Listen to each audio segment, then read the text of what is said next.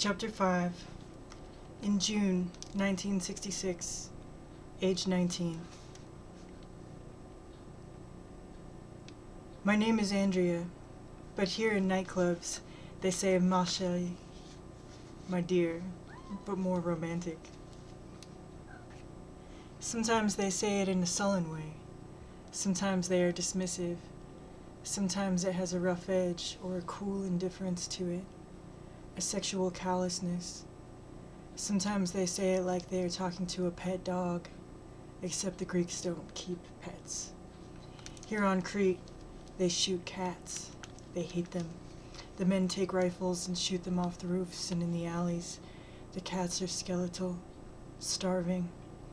The Cretans act as if the cats are cruel predators and slimy, crawling things at the same time. No one would dare befriend one here. Every time I see a cat skulking across a roof, its bony, meager body twisted for camouflage, I think I am seeing the Jews in the ghettos of Eastern Europe sliding out of hiding to find food. Ma chère. Doesn't it mean expensive?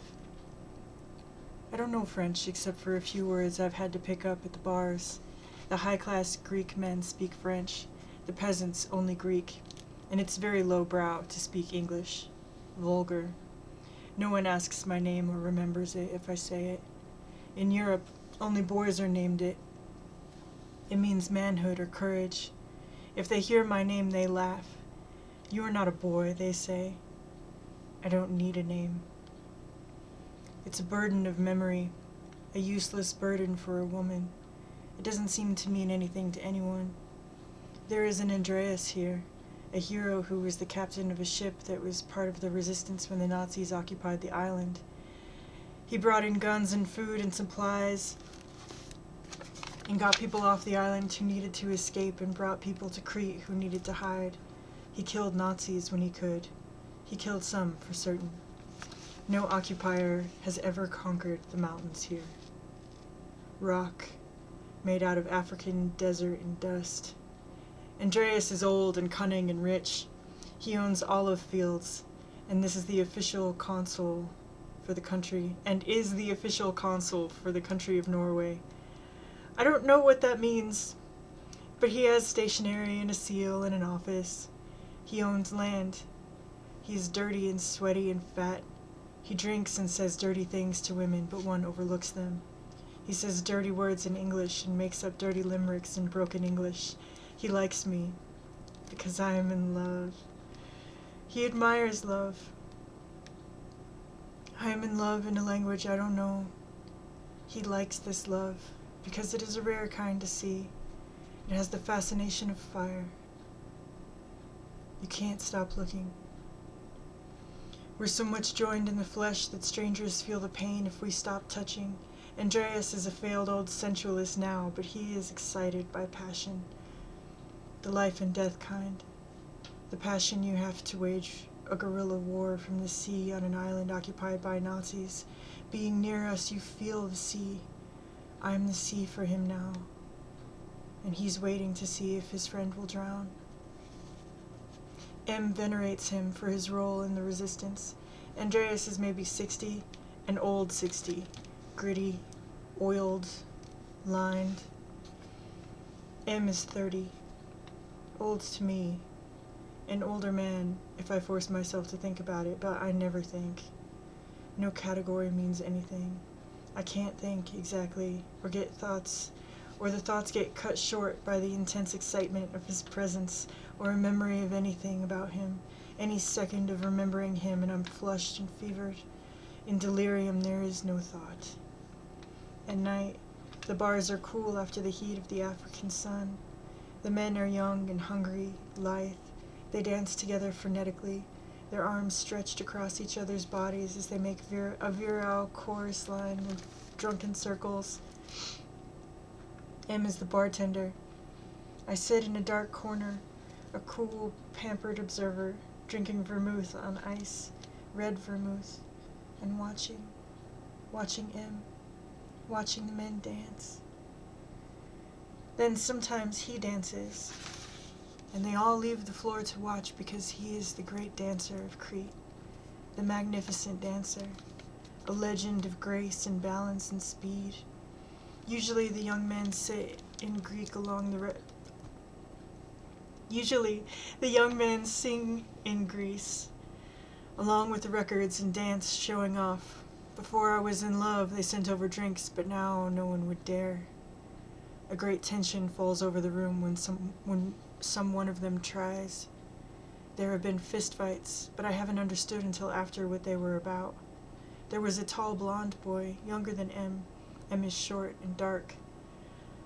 I couldn't keep my eyes off him, and he took my breath away. I feel what I feel, and I do what I want, and everything shows in the heat coming off my skin. There are no lies in me, no language to be accountable in, and also no lies. I am always in action, being alive, even if I am sitting quietly in a dark corner watching men dance. This room is not where I live, but it is my home tonight. We usually leave a few hours before dawn. The nightclub is a dark, square room. There is a bar, some tables, records, almost never any women. Occasional tourists only. It's called the Dionysius. It is off a small, square-like park in the center of the city.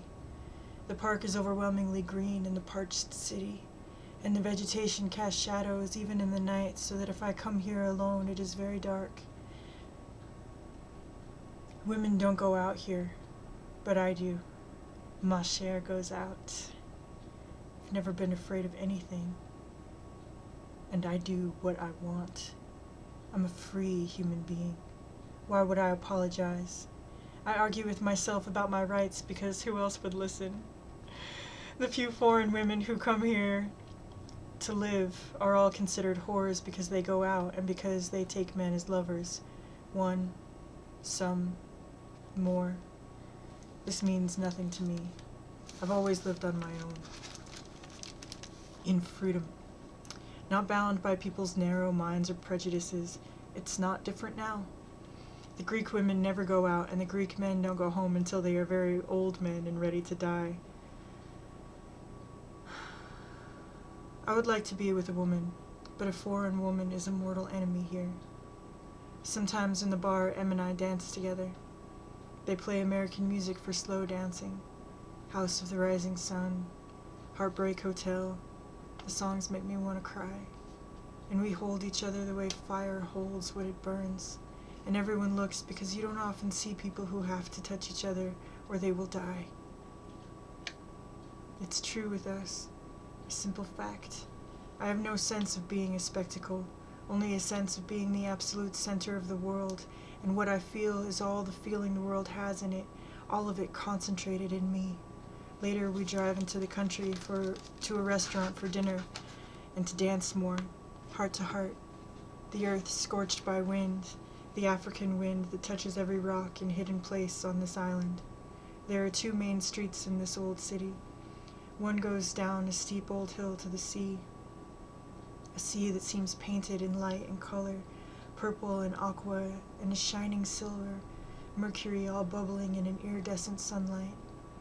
There is a bright, bright green in the sea that cools down as night comes, becoming somber, stony, a hard gem-like surface, moving jade. The old Nazi headquarters are down this old hill close to the sea. They keep the building empty. It is considered foul, obscene. It is all chained up. The great wrought iron doors with the great swastika rusting and rotting, and inside it is rubble. Piss on you, it says to the Nazis. The other main street crosses the hill at the top. It crosses the whole city. The other streets in the city are dirt paths or alleys made of stones. Nico owns the club. He and Em are friends. Em is lit up from inside, radiant with light. He is the sea's only rival for radiance. Is it Raphael who could paint the sensuality of his face, or is it Titian? The painter of this island is El Greco, born here, but there is no nightmare in Em's face, only a miracle of perfect beauty. Too much beauty so it can hurt to look at him and hurt more to turn away. Nico is taller than anyone else on Crete, and they tease him in the bar, saying that he cannot be Cretan because he is so tall. The jokes are told to me by pointing and extravagant hand gestures and silly faces and laughing and broken syllables of English. You can say a lot without words and make many jokes. Nico is dark with black hair and black eyes shaped like almonds, an oriental cast to his face, and a black mustache that is big and wide and bushy, and his face is like an old photograph, a sculpted Russian face staring out of the 19th century, a young Dostoevsky in Siberia, an exotic Russian saint, without the suffering, but with many secrets. I often wonder if he's a spy, but I don't know why I think that, or who he would spy for. I am sometimes afraid that M is not safe with him. M is a radical, and these are dangerous times here. There are riots in Athens and on Crete, and the government is not popular. Cretans are famous for resistance and insurrection. The mountains have sheltered native fighters from Nazis, from Turks, but also from other Greeks. There is a civil war here. Greek communists and leftists were purged, slaughtered. In the mountains of Crete, fascists have never won. The mountains mean freedom to the Cretans. Freedom or death. The government is afraid of Crete. The mountains have seen blood and death, slaughter and fear, but also urgent and stubborn resistance, the human who will not give in. It is the pride of people here not to give in, but Nico is M's friend. And he drives us to the country the nights we go, or to my room the nights we go right there. My room is a tiny shack with a single bed, low, decrepit, old, and a table and a chair. I have a typewriter at the table, and I write there. I'm writing a novel against the war, and poems and theater pieces that are very avant-garde, more than Genet. I also have Greek grammar books, and in the afternoons I sit and copy the letters and try to learn the words. I love drawing the alphabet. The toilet is outside behind the chicken coops. The chickens are kept by an old man. Papos. It means grandpa. There is my room. Thin wood walls, unfinished wood, big stacks and a concrete floor, no window. Then the landlady's room, an old woman, then the old man's room, then the chickens, then the toilet. There is one mean, scrawny, angry rooster who sits on the toilet all the time. The old woman is a peasant who came to the city after all the men and boys in her village were lined up and shot by the Nazis. 2 sons died. She is big and old and in mourning still, dressed from head to toe in black. One day she burns her hands using an iron that you fill with hot coals to use. I have never seen such an accident, or such an iron. The only running water is outside.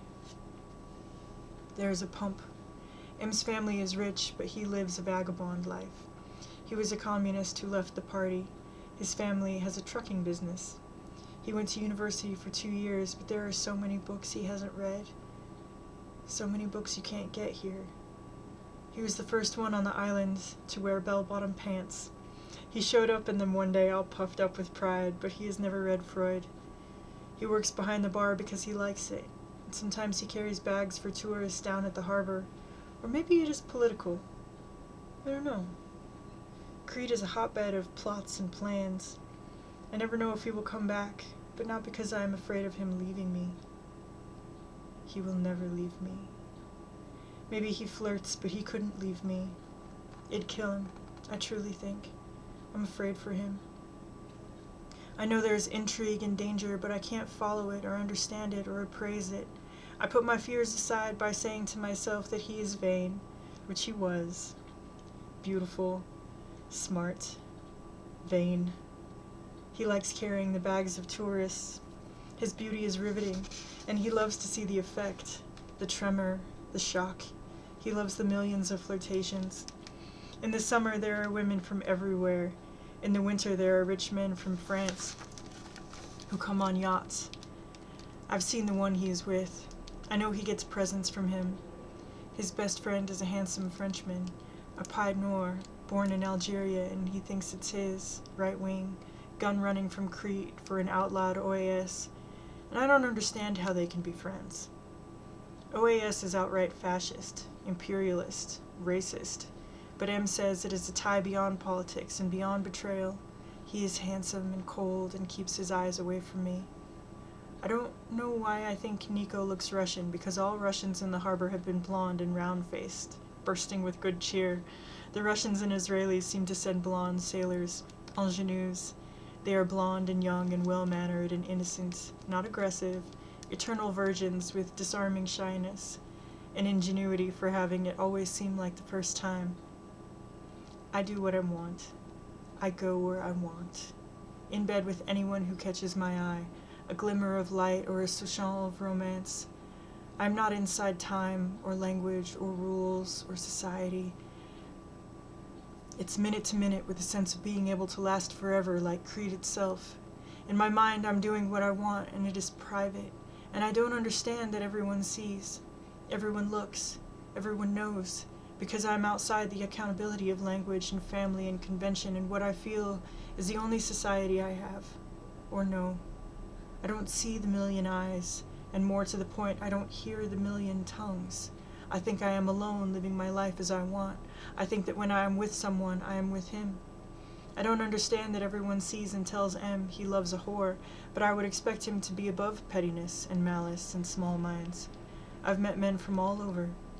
New Zealand, Australia, Israel, Nigeria, France, a Russian. Only one American, not military, a thin, gentle black man who loved Nancy Wilson, the great jazz singer. He loved her and loved her and loved her. And I felt bad after. I met Greeks in Athens and Piraeus and on Crete. It's not a matter of being faithful. I don't have words or categories. It's being too alive to stop and living in the minute absolutely without a second thought, because now is true.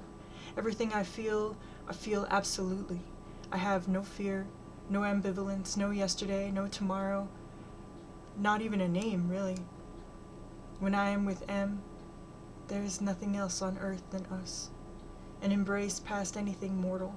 And when he is not with me, I am still as alive, no less so, a rapture with no reason to wait or deny myself anything. I feel.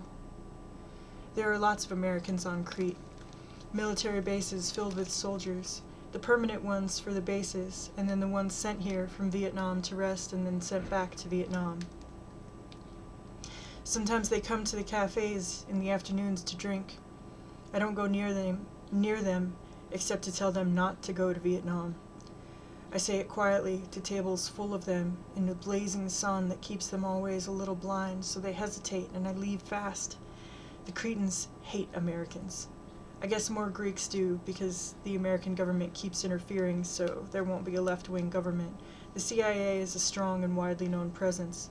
On Crete there are Air Force bases, and the Americans treat the Cretans bad.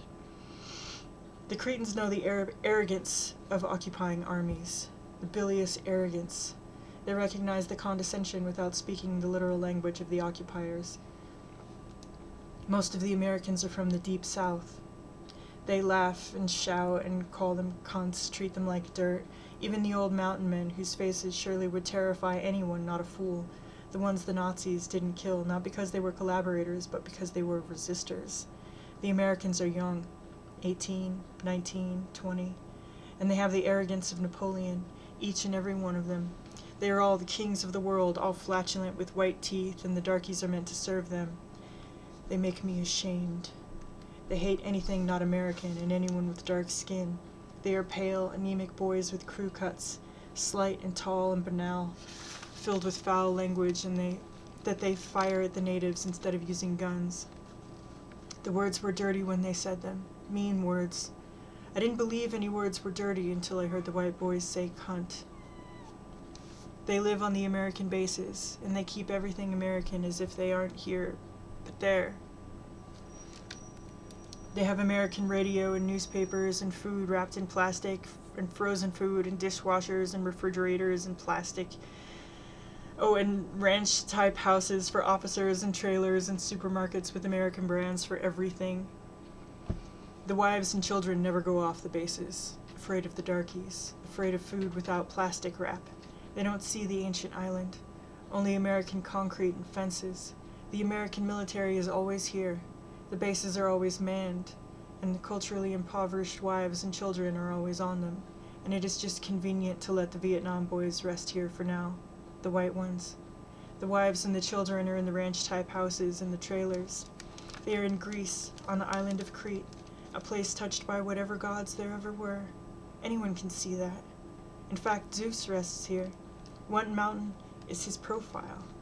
It is Crete, a place of sublime beauty and ancient heritage, unique in the world, older than anything they can imagine, including their own god. But the wives and the children never see it, because it is not American, not the suburbs, not pale white. The women never leave the bases.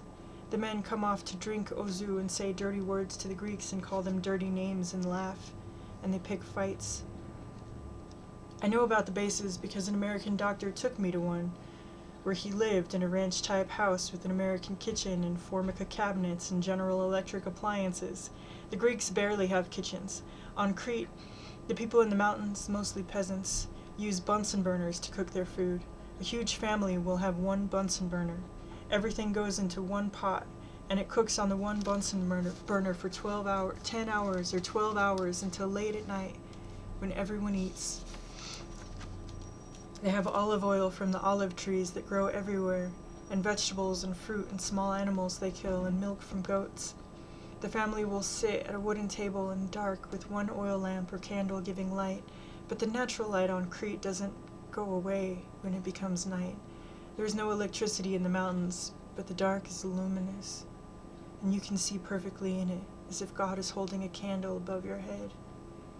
In the city, people use Bunsen burners too. When Papouf makes a feast, he takes some eggs from his chickens and some olive oil and some potatoes bought from the market for a few drachma, and he makes an omelet over a Bunsen burner. It takes a long time. First for the oil to get really hot, then to fry the potatoes, and the eggs cook slowly. He invites me, and it is an afternoon's feast. If people are rich, they have kitchens, but the kitchens have nothing in them except running cold water in a stone sink. The sink is a basin cut out of a counter made of stone, as if a piece of hard rock was hauled in from the mountains. It's solid stone from top to bottom. There are no wood cabinets or shelves, just solid stone. If there is running hot water, you are in the house of a millionaire. If you are just in a rich house, the people heat water up in a kettle or pot. In the same way, there may be a bathtub somewhere, but the woman has to heat up kettle after kettle to fill it. She will wash clothes and sheets and towels by hand in the bathtub with the water she has cooked, the same way the peasant woman will wash clothes against rocks. There are no refrigerators. There is no refrigerator, ever, anywhere, and no General Electric, but there may be 2 Bunsen burners instead of 1. You get food every day at open markets in the streets, and it is the only time women go out. Only married women. The Americans never go anywhere without refrigerators and frozen food and packaged food. I don't know how they can stay in Vietnam. The American doctor said he was writing a novel about the Vietnam War, like Norman Mailer's The Naked and the Dead. He had a crew cut. He had a deep South accent. He was blonde and very tanned. He had square shoulders and a square jaw. Military. Not civilian. White socks, slacks, a casual shirt. Not young. Not a boy. Over 30. Beefy. He is married and has 3 children, but his wife and children are away, he says. He sought me out and tried to talk to me about the war and politics and writing. He began by invoking Mailer. It would have been different if he had said Hemingway. He was a Hemingway kind of guy. But Mailer was busy being hip and against the Vietnam War and taking drugs, so it didn't make much sense to me. I know Hemingway had leftist politics in the Spanish Civil War, but really, Mailer was being very loud against Vietnam, and I couldn't see anyone who was happily military appreciating it much, no matter how good The Naked and the Dead was, if it was. Which I myself didn't see. It was my least favorite of his books.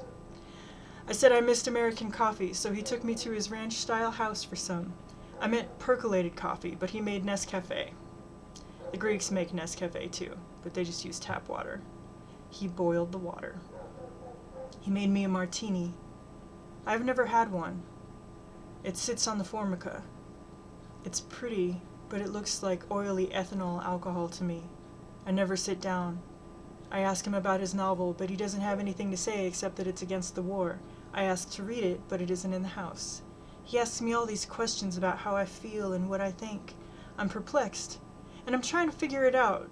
Standing right there, he's talking, and my brain is pulling in circles. Questions I'm asking myself if he wants to fuck or what, and what's wrong with this picture? Is it being in a ranch-type house on an island of peasants? Is it Formica on an ancient island of stone and sand? Is it the missing wife and the children? And how ill at ease he is in this house where he says he lives, and why aren't there any photographs of the wife and children?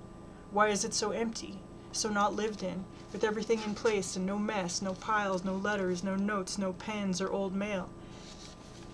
Is it how old he is? He's a real adult, straight and narrow, from the 1950s, unchanged until now. Is it that it is hard to believe he's a doctor? When he started talking to me on the street, he said he was near where I live, taking care of a Cretan child who was sick, with nothing, no less, just a sore throat. He said it was good public relations for the military to help, for a doctor to help. Is it that he doesn't know anything about writing, or about novels, or about his own novel, or even about The Naked and the Dead, or even about Norman Mailer? Is it that he is in the military? Must be career military. He certainly wasn't drafted. And he keeps saying he's against the war, but he doesn't seem to know what's wrong with it. Is it that he's an officer, and why would such a person want to talk with me? Or is it that no man ever asks a woman what she thinks in detail, with insistence, systematically, concentrating on her answers? A checklist of political questions about the war and writing and what I am doing here on Crete now. Never. Not ever. Then I grasp that he is a cop. I was an American, abroad, in troubled times in a country the CIA wanted to run, and I'd been in jail against the war. I talked to soldiers, and I told them not to go to Vietnam. I told them it was wrong. I had written letters to the government telling them to stop. The FBI had bothered me when they could find me, followed me, harassed me, interfered with me, and that's the honest truth. They'd threatened me. Now a tall man with a square face and a red neck and a crew cut and square shoulders, a quarterback with a deep South accent, wants to know what I think. A girl could live her whole life and never have a man want to know so much. I love my country for giving me this unique experience. I try to leave it, but it follows me. I try to disaffiliate, but it affiliates. But I had learned to be quiet, a discipline of survival. I never volunteered anything or had any small talk. It was a way of life. I was never in danger of accidentally saying too much. Living outside of language is freedom, and chattering is stupid. And I never talked to Americans except to tell them not to go to Vietnam. From my heart, I had nothing else to say to them. I would have liked to talk with a writer, or listen, actually, that was the hook. I would have asked questions, and listened, and tried to understand what he was writing, and how he was doing it, and why, and what it made him feel. I was trying to write myself. And it would have been different from regular talk, to talk with a writer who was trying to do something, and maybe I could learn. But he wasn't a writer, and I hadn't gibbered on about anything. Perhaps he was surprised. Now I was alone with him, in a ranch-type house, and I couldn't get home without his help. And I needed him to let me go. Not keep me, not hurt me, not arrest me, not fuck me. And I felt some fear about how I would get away, because it is always best to sleep with men before they force you, and I was confused because it wasn't sex. It was answers to questions. And I thought about it. And I looked around the ranch-type house and considered how strong he was. And it was best not to make him angry. But I felt honor-bound to tell my government not just about the war, but about how they were fucking up the country, the USA. And I couldn't act like I didn't know, or didn't care, or retreat. My name is Andrea, I told him. It means manhood, or courage. It is a European name, but in Europe only boys are named it. I was born down the street from Walt Whitman's house on Mickle Street in Camden in 1946. I'm from his street. I'm from his country. The country he wrote about in his poems. The country of freedom. The country of ecstasy. The country of joy of the body. The country of universal love of every kind of folk.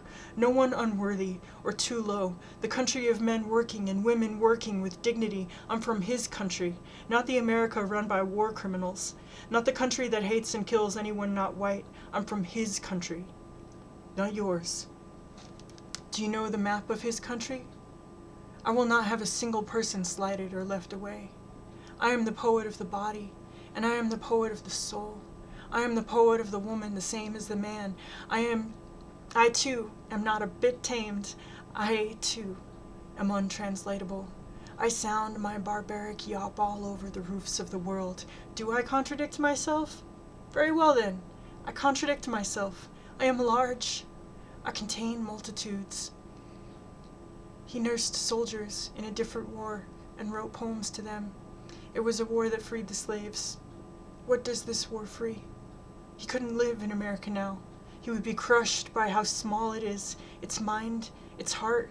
He would come to this island because it has passion and his courage and the nobility of simple people and a shocking, brilliant, extreme beauty that keeps the blood boiling and the heart alive. America is dead and filled with cruel people and ugly. America is a dangerous country. It sends its police everywhere. Why are you policing me? I loved his America. I hate my America. I hate it. I was the first generation after the bomb. Didn't we kill enough yellow people then? My father told me the bomb saved him, his life, him. He put his life against the multitudes and thought it was worth more than all theirs, and I don't. Walt stood for the multitudes. America was the country of the multitudes. A killing machine. America always was a killing machine. But this is my statement to the secret police, and I like having a golden age rooted in Whitman. I put his patriotism against theirs. The war is wrong. I will tell anyone the war is wrong and suffer any consequence. And if I could, I would stop it right now by magic or by treason and pay any price. I don't think he knows who Walt Whitman is precisely, although Walt goes on the list. But he is genuinely immobilized by what I have said. Because I say I hate America. I've blasphemed. And he doesn't recover easily, though he's trained not to be stupid. He stands very still, the tension in his shoulders and fists making his body rigid. He needs his full musculature to support the tension. He asks me if I believe in God, and I say I'm Jewish. A dangerous thing to say to a deep South man who will think I killed Christ the same way he thinks I'm killing America, and it's hard to believe in a God who keeps murdering you. I want to say, you're like God. He watches like you do, and he lies. He says one thing, but he is another. His eyes are cold like yours, and he lies. He investigates like you do, with the same bad faith, and he lies. He uses up your trust, and he lies. He wants blind loyalty, like you do, and he lies. He kills and he lies. He takes the very best in you, the part that wants to be good and pure and holy and simple, and he twists it with threats and pain, and he lies about it. He says he's not doing it. It's someone else, somewhere else, evil or Satan or someone not him. I am quiet, though, such a polite girl, because I don't want him to be able to say I'm crazy, so I must not say things about God. And because I want to get away from this terrible place of his, this sterile, terrible America that can show up anywhere because its cops can show up anywhere, he has a very American kind of charm. The casual but systematic ignorance that notes deviance and never forgets or forgives it. The pragmatic policing that cops learn from the movies. Just figure out who the bad guys are and nail them. He's John Wayne posing as Norman Mailer while Norman Mailer is posing as Ernest Hemingway, who wanted to be John Wayne. It's ridiculous to be an American. It's a grief, too. He doesn't bother me again, but a Greek cop does. He wants to see my passport. First, A uniformed cop goes to where I live, and then I have to go in for questioning, and then the higher-up cop, who is wearing a silk suit, asks me lewd questions and knows who I have been with. And I don't want to have to leave here, so I ask him, straight out, to leave me alone. And he leaves it as a threat that maybe he will and maybe he won't. I tell him he shouldn't do what the Americans tell him, and he flashes rage at me, but also at them. Is this just another American colony? I ask him. And who does he work for? And I thought the people here had pride. He is flash fires of rage, outbursts of fury. But it is not just national pride. He is a dangerous man. His methods of questioning start out calm. Then he threatens. He seduces. He is enraged. All like Quicksilver. No warning, no logic. He makes clear he decides here, and unlike the other officials I have seen, he is no desk-bound functionary. He is a man of arbitrary lust and real power. He is corrupt, and he enjoys being cruel. He says as much. I am straightforward because it is my only chance. I tell him I love it here, and I want to stay, and he plays with me. He lets me know that I can be punished, arrested, deported, or just jailed if he wants, when he wants, and the American government will be distinctly uninterested. I can't say I wasn't afraid, but it didn't show, and it wasn't bad.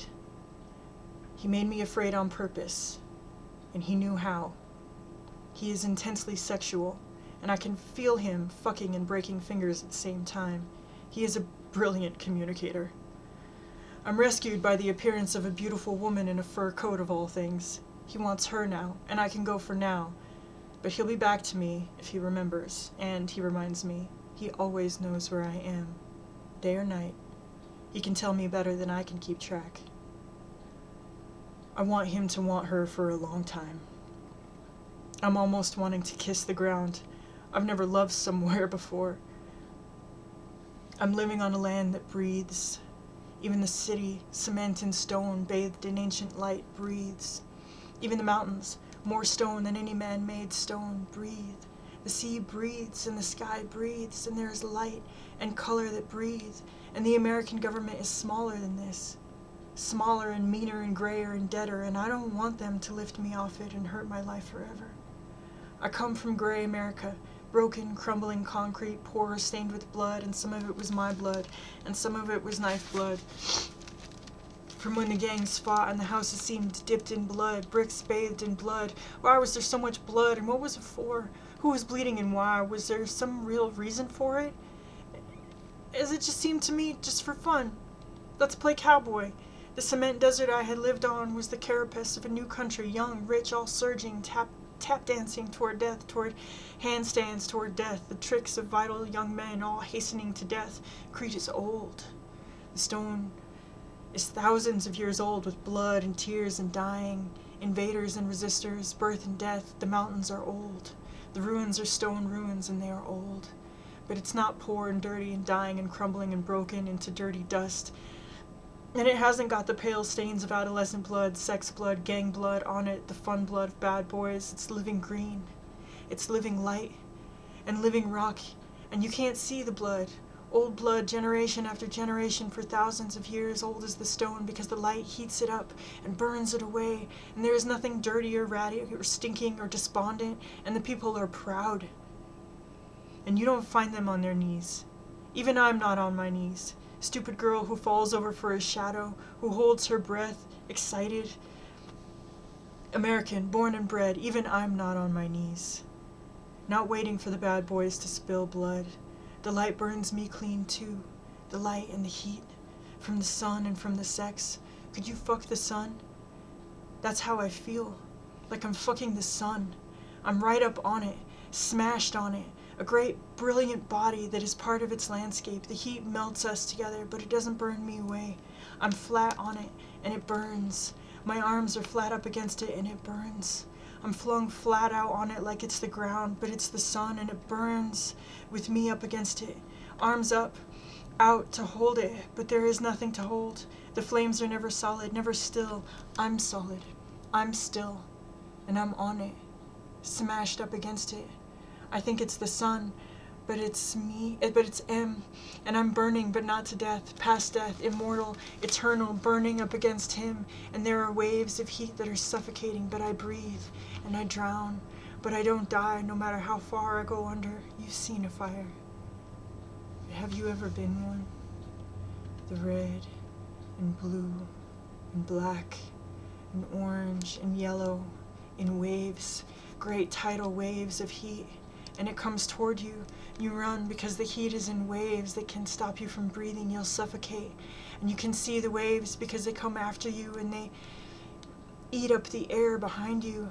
And it gets heavy and hard and tight and mean, and you can feel the waves coming, and they reach out and grab you, and they take the air out of the air, and it's tides of pain from heat.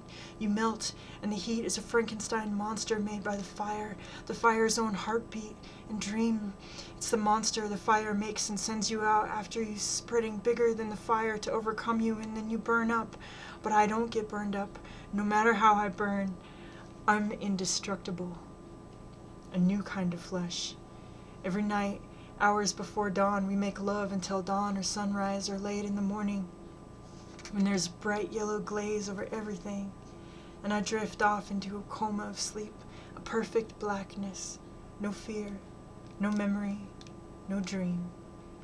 And when I open my eyes again, he is in me, and it is brute daylight, the naked sun, and I am on fire, and there is nothing else, just this, burning, smashed up against him, outside time or anything anyone knows or thinks or wants, and it's never enough.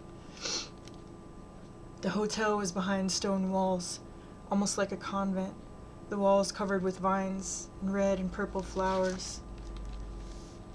The stone walls hid a courtyard thick with bushes and wild flowers and illuminated by scarlet lamps, and across the courtyard was the room with the bed, and I undressed and I waited, a little afraid because I couldn't see him, waited the way he liked. And then his hands were under my skin, inside it, inside the skin on my back and under the muscles of my shoulders. His hands were buried in my body, the muscle parts.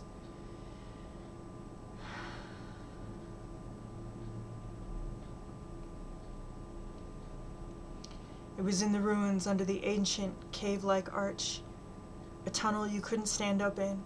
It was outside the night, on the old stone, on rubble, on garbage, fast, exuberant, defiant, thrilled, rough. You could hear the sea against the old stone walls and the rats running in the rubble, and then we kissed like teenagers, and I walked away. On a small bed in a tiny room, with a full moon shining, a moon almost as huge as the whole sky, and I was mad about him. He was inept and sincere, and I was mad about him, insane for his ignorance and fumbling. And there was a steely light from the moon, and I was mad for him.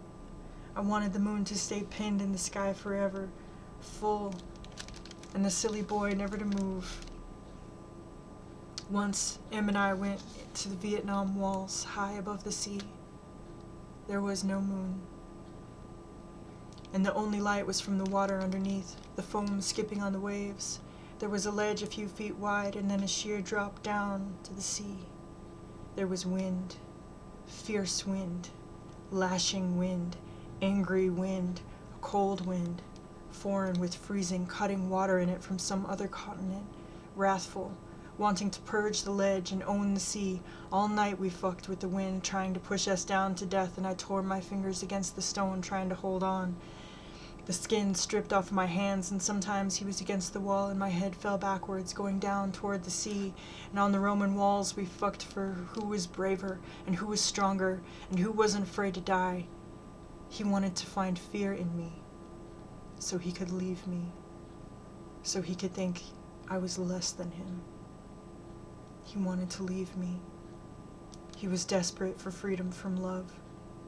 On the Roman wall we fucked so far past fear that I knew there was only me. It didn't matter where he was, or where he went, or what he did. It didn't matter who with, or how many, or how hard he tried. There was just me. The one they kept telling him was a whore. All his great friends, all the men who sat around scratching themselves, and no matter how long he lived, there would be me. And if he was dead and buried, there would still just be me. Just me. I couldn't breathe without him. But they expect that from a woman. I'd have so much pain without him, I wouldn't live for a minute. But he wasn't supposed to need me so bad you could see him ripped up inside from a mile away. The pain wasn't supposed to rip through him from wanting me every second. Now, he was supposed to come and go where he wanted, when he wanted, get laid when he wanted, do this or that to me, what he wanted. Sex acts. Nice and neat. Juicy and dirty, but nice and neat. Picked from a catalog of what men like or what men pay for. One sex act, followed by another sex act, and then he goes away to someone else or somewhere else. A kiss if he condescends. I blow him. Fuck. Twice if he has the time and likes it and feels so inclined. I'm supposed to wait in between, and when he shows up, if he wants. And there's some chat or some money or a cigarette, and maybe sometimes a fast dinner in a place no one will see. But he's burning so bright, it's no secret. He's on fire. And it's me. Anyone near him is blinded. The heat hurts them. Their skin melts. More than they ever feel when they fuck rubbing themselves in and out of a woman. He is burning. But he is not indestructible. He's the sun. I'm smashed up against him, but the sun burns itself up. One day it will be cold and dead. He's burning toward death, and a man's not supposed to. A dry fuck with a dry heart is being a man. A dry, heartless fuck with a dry, heartless heart. He's the great dancer, the most beautiful. He had all the women, and all the men, and now he is self-immolating. He is torrential explosions of fire, pillars of flame miles high. He is a force field of heat miles wide. The ground burns under him, and anything he touches is seared. The heat spreads, a fever of discontent. The men are fevered, an epidemic of fury. They are hot, but they can't burn. He's dying in front of them, torched, and I'm smashed up on him, whole, arms up and outstretched on him, flat up against the flames, indestructible. The whore is killing him. She's a whore, and she's killing you. He can't stay away, but he tries. He enumerates for me my lovers. He misses some, but I am discreet. He breaks down because I am not pregnant yet. I show him my birth control pills, which he has never seen. I explain that I won't be getting pregnant. He disappears for a day, 2 days. Then suddenly he is in front of me on his knees, his smile stopping my heart. He stoops with a dancer's swift grace, and there is a gift in his hands, but his hands don't touch mine. He drops the gift, and I catch it, and he is gone. I catch it before it hits the ground, and when I look up, he is gone. I could have dreamed it, but I have the flowers, or the bread, or the book, or the red painted Easter egg, or the drawing. He's gone. And time takes his place.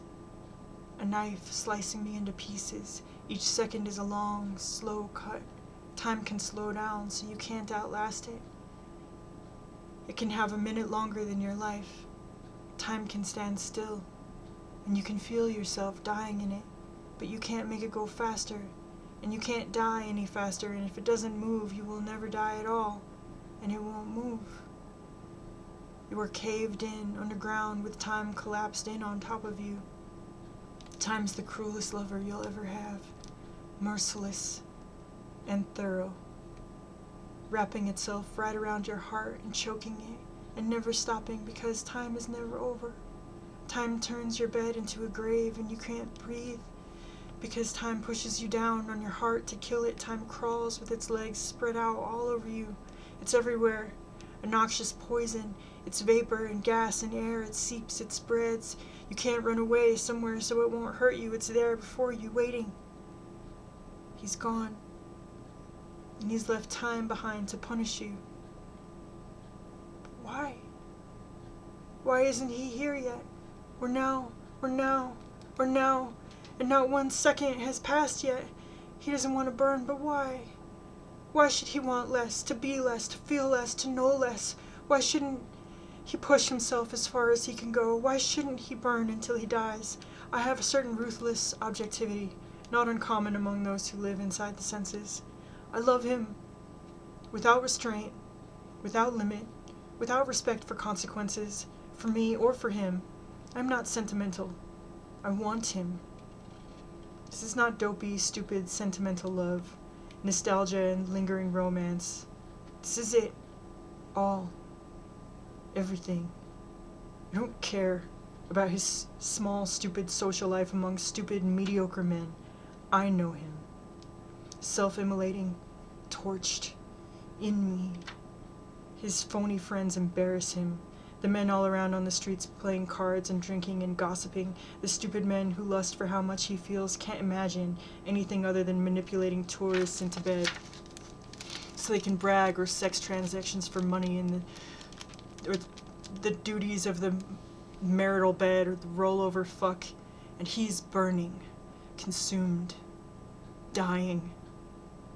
So what? He'd show up suddenly and then he'd be gone, and he never touched me. How could he not touch me? He'd come in a burst and then he'd disappear and he'd never touch me, and sometimes he brought someone with him so he couldn't touch me, or be with me, or stay near me, or come near me to touch me. How could he not touch me? I went into a white, hot rage, a delirium of rage. I used razor blades to cut delicate lines into my hands. Physical pain was easy, a distraction. Keeping the blade on my hand away from my wrist took all my concentration. A game of nerves, a lover's game. I made fine lines that turned burgundy from the blood, the way artists etch lines in glass, but the glass doesn't turn red for them, and the red doesn't smear and drip. Then one day, he came in the afternoon and knocked on the door and politely asked me to have dinner with him that night. Usually we talked in broken words and broken languages, messy, tripping over each other. This was quiet, formal, an aloof invitation with barely any words at all. He came in a car with a driver. We sat in the back. He was elaborately courteous. He didn't say anything. I thought he would explain things and say why. I sat quietly and waited. He was unfailingly polite. We ate dinner. He said nothing except, "Do you like your dinner, and would you like more wine?" And I nodded whatever he said, and my eyes were open, looking right at him, asking him to tell me something that would rescue me, bring me back to being someone human with a human life.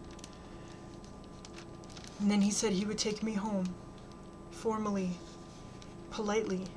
And at my door he asked if he could come in. And I said he could, only if we could talk. And he nodded his assent, and the driver waited for him, and we went in, and he touched me to fuck me, his hands pushing me down. And I wanted him dead. And I tried to kill him with my bare hands for touching me, for not saying one word to me, for pushing me to fuck me. And I hit his face with my fist, and I hit his neck, and I pushed his neck so hard it twisted in half around, and he was stunned to feel the pain, and he was enraged. And I stopped fighting, because my heart died. And I lay still, and I didn't move. And it still kept going on, and I stared at him, and I hated him. I kept my eyes open, and I stared. And it wasn't over for a long time. But I had died during it, so it didn't matter when it ended, or when he stopped. Finally, or when he was gone. I hadn't moved, and I didn't move. I couldn't move. I was on my back. He slid down like some sweet, tired baby who had just been born. And he said we would get married now, because there was nothing else left for either of us. Pity the poor lover. It hurt him too. He was immensely sad, and immensely bitter. And he said we would get married now, because married people did it like this, and hated each other and felt dead. Fucking was like being dead for them. Pity the poor husband, he felt dead. I didn't move, because there is an anguish that can stop you from moving.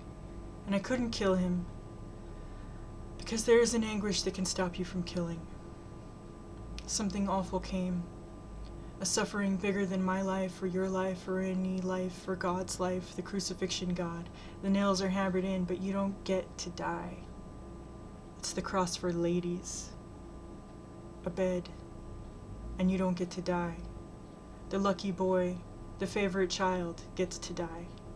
You've been mowed down, slaughtered. A genocide happened in you, but you don't get to die. You're not God's son. You're his daughter. And he leaves you there nailed because you're some stupid piece of shit who loved someone, and you will be there forever, in some bed somewhere for the rest of your life, and he will make it a long time. He will make you get old. And God, your Father, will watch. Even when you're old, he'll watch. M left at sunrise. Sad boy, poor boy, immensely sad, tired boy. And time was back. And I couldn't move. And I waited on the bed to die, but I didn't die because God hates me. It's hate. I couldn't move, and I endured all the seconds in the day, every single second. A second stretches out past hell, and when it is over, another comes, longer, worse. It gets dark, and I dressed myself. That night, 10,000 years later, 10 million years later, I dressed myself, and I went to the club. And M was serving drinks, and his friend, the Pied Noir, was there, the handsome fascist, the gun runner for the OAS. And this time, he looked at me. Now he looked at me. And it was hard to breathe. And I was transfixed by him. And the noisy room got quiet with danger, and you could feel him and me, and you could see him and me, and we couldn't stop. And the fuck we wanted filled the room even though we didn't go near each other, and he was absolutely still and completely frightened because M might kill him, or me, and I didn't care. But he was afraid. The great big man was afraid, and I wanted him. And I didn't care what it cost just so I had him. And M said, "Take her. I give her to you," he shouted, and he spit. And I walked out in a rage, a modern rage that anyone would dare to give me to someone. Me, a free woman. Outside, there's an African wind blowing on the island, restless, violent, and there's a perfume in the wind, a heavy poppy smell, intoxicating, sweet and heavy. The Pied Noir is deranged by it, and he knows what M did, and he is deranged by that. He wants me with M's nasty fuck on me, like fresh killed meat. God is the master of pain, and he made it so that you could love someone forever, even if someone cut your heart open. I wait. I leave the front door open.